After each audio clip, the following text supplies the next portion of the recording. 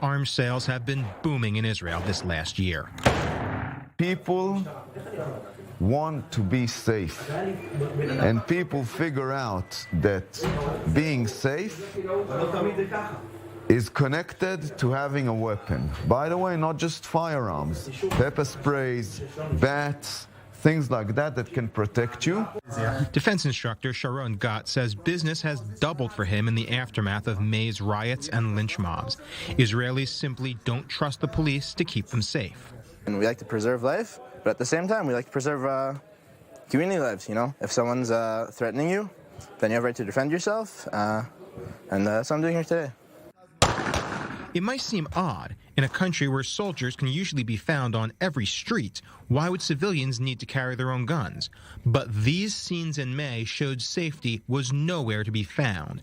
And since then, a new wave of stabbings, shootings, and terror from the West Bank has rattled Israelis. It's the last couple of decades. There have been attacks, there have been pogroms, and there's been violence between Jews and Arabs. I think it's preferable that someone with a weapons permit is nearby to protect themselves and the people around them. When seconds count, police or the military can be minutes away. But for many Israelis, the reassuring weight of a weapon is a lot closer. But in Israel, civilians with guns have been critical in ending terror attacks, most famously caught on video in 2008.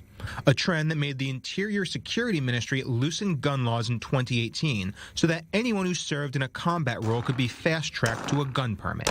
Now, Israel has bestsellers. Over here you have another Israeli company. This is called the Ramon. This is a weapon that is made here in Israel, in Carmiel, in the Galil. Great weapon. It's similar to the Glock, but it comes with better sights, better trigger. The raw numbers are staggering. Israel's Internal Security Ministry says roughly 10,000 Israelis apply for firearm permits every single year. But in 2021, there were more than 20,000 applications. Sadly, you can't have a soldier or a police officer everywhere to protect you at all times. Even security guards will not always be able to be there. And the ability for me as a civilian, as a person, to be able to protect myself and the people around me is, for me, on the personal level, is very, very important.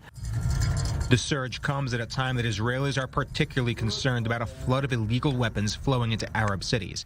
Israeli security forces estimate there are close to 400,000 illegal guns in Arab communities, compared to just 150,000 legal guns for Israeli civilians.